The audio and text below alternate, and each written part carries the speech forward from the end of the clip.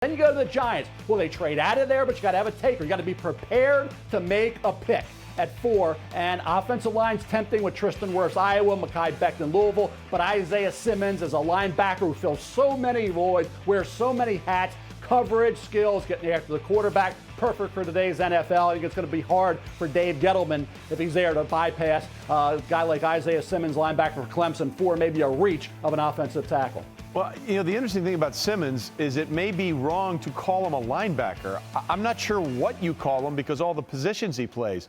Dan, let's go back to you here for a second. You could make the argument that he is basically the refinement of what we've seen over the last couple of years in some picks in Derwin James out of Florida State and Minkah Fitzpatrick out of Alabama. I'm not sure there's a true position that you would call them because you want to move them all over the defensive side of the field. Yeah, I called a couple Clemson games this year, and I remember during those games saying he's our generation's Brian Urlacher and Isaiah Simmons. Just one of those guys that is a super freak athlete in college, and some team is going to draft him and place him exactly where he needs to be in the NFL and allow him to be the focal point of their defense.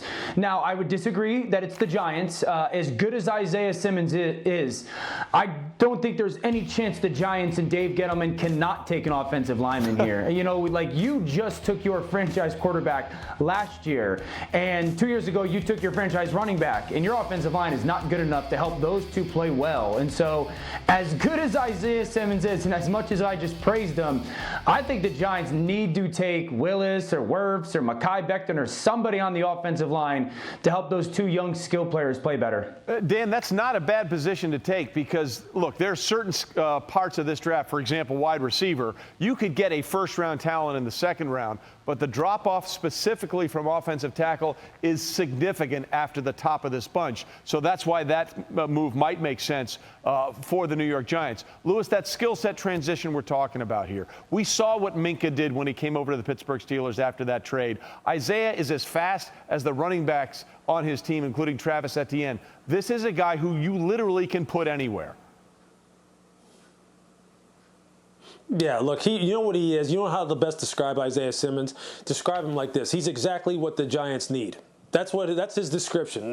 When we talk about him come draft night, he's exactly what they need. And if they let him go, if they don't draft him, I have a feeling you're going to see some changes in New York at the end of this year because this guy fits everything that they absolutely need on the defensive side where they don't have pass rushers, they don't have linebackers that can run and cover like him, and they have nobody in the secondary who can come close to matching what his overall physical ability can be. He could play 2 to 3 positions in the secondary, all 3 linebacker positions, and rush the passer if you needed him to, although that's not what really his forte is. And you're right, he's bigger than Derwin James.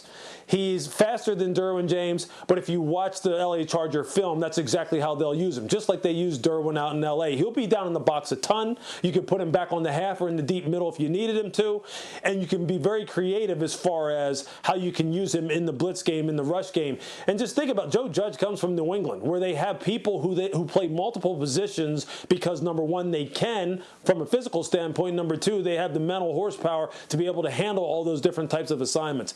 He's tailor-made for this football team, and if he doesn't take him, if they don't take him at 4 overall, if someone else doesn't take him before them, I'll tell you what, Trey, I'll fall out of my seat wherever we're sitting when we televise this draft. I'll literally fall right out of my seat.